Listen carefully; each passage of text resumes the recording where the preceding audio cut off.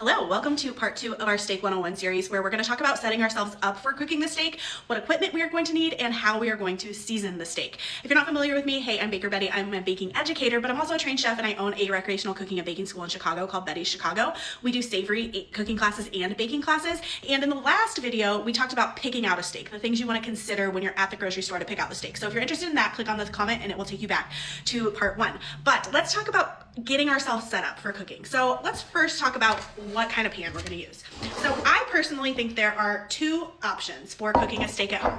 Probably the most common and what most people are going to prefer is a good, well-seasoned cast iron pan.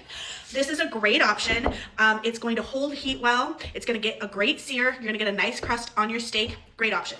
But I actually think equally as good of an option, and what we use here in our steakhouse class, is a stainless steel pan. I think this is a great option. It's a little easier to maintain. You don't have to try to, make sure you're keeping the season well cared for on your cast iron pan, especially like when you're at a cooking school and you have to take care of many pans. But I think the thing about a stainless steel pan that people often don't like is just that they actually kind of don't know how to use it. So I'm going to show you how to do it when we get to the next part where we actually cook the steak, how to heat up the pan properly to make sure you have a non-stick surface before your steak goes in the pan.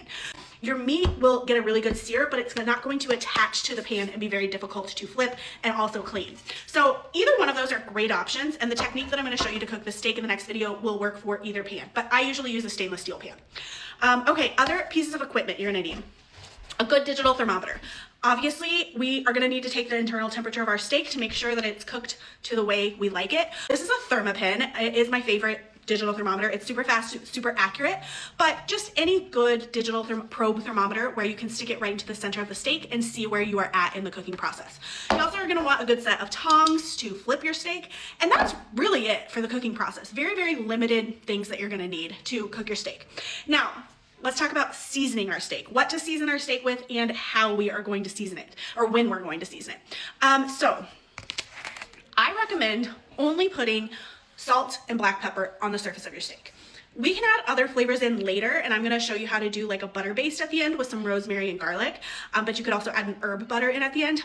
But salt and pepper are the only 2 things I recommend actually putting on the surface of your steak, because you're going to be putting that surface of the steak in a hot pan, and other spices and herbs are going to tend to burn. So I personally don't like to use other seasonings other than just the salt and pepper.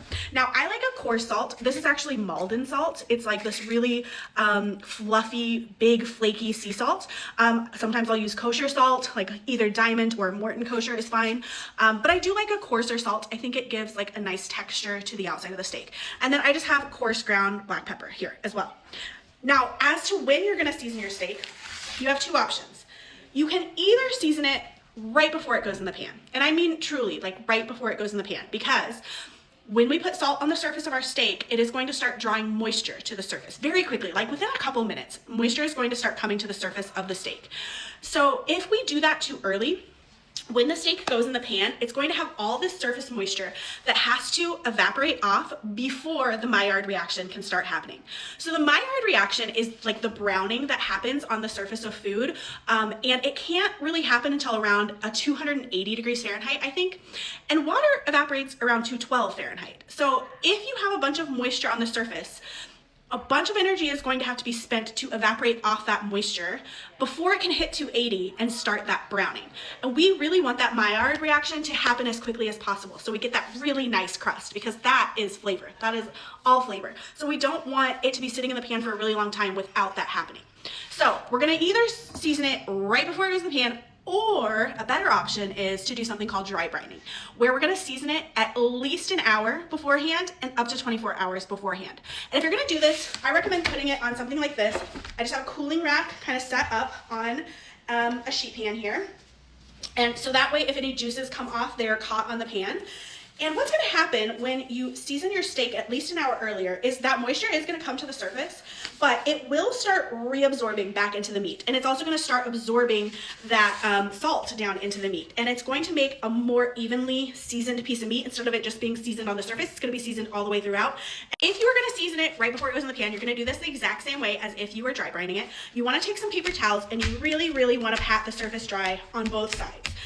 Especially if it's gonna go in the pan right away, because remember, we don't want any of that surface moisture. We want it to be really, really nice and dry so we get that Maillard reaction really quickly. So you're gonna pat dry both sides. Once it's nice and dry, then I'm gonna come in with my seasoning. Now, I'm only using the seasoning on this steak, so I'm gonna go in with my hand that's already dirty. Obviously, if you have like a big salt cellar, don't put your steaky hand into your salt that you're gonna use for other things. But this is specifically for this steak, so I'm gonna go ahead and put my hand in. But we're going to season this really, really well with our flaky salt. And you want to kind of hold your hand up a few inches above the steak. That's going to help you get a really, really nice kind of even distribution. And then I want to come in here and kind of press the salt in so that it's attaching itself to the steak. Now I'm going to flip it over and do the other side. Now, if you're going to do this right before it goes in the pan, you can go ahead and do your black pepper. I'm going to hold off on the black pepper and do that right before that goes in my pan because this one's going to sit for a little while before I cook it. Now, if you are dry brining, you are going to, if you're going to do it for just an hour, you can actually just leave it out at room temperature so that it takes some of the chill off the steak before it goes in the pan. But if you're going to do it for longer than that, you're going to put this whole thing into your refrigerator like this uncovered. And that is going to start drying out the surface of the steak. It's going to really, really absorb that salt in. It's going to really, really nicely season it. I do also like to come in and, especially on thicker steaks, season the edges as well. I'm going to sear off my fat cap here on the edge of my steak, get that nice and crispy. So I want that to be seasoned as well. And that is it for seasoning. Okay, in our next video, I'm gonna do a demo on how to cook a really nice, simple steak at home, and it's gonna be perfect and delicious. Okay, bye.